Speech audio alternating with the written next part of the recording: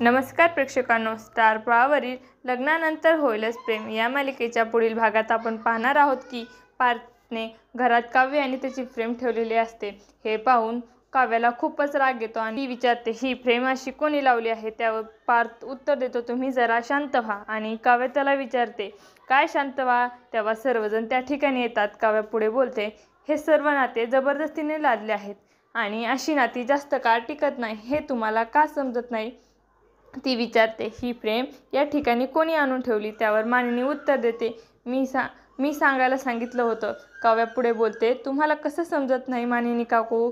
तुम्ही तर समजदार आहात ना, मग तुम्ही स्वतःला आणि इतरांना का समजावून सांगत नाही की हे नाते जबरदस्तीने बांधले आहे?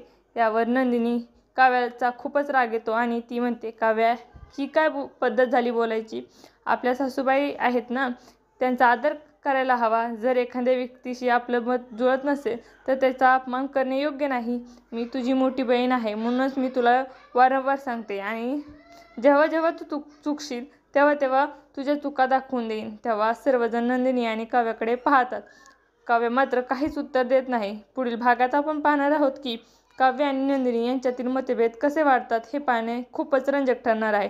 तुम्हाला जर आपला व्हिडिओ आवडला असेल तर चॅनलला लाईक, शेअर आणि सबस्क्राईब करा. धन्यवाद.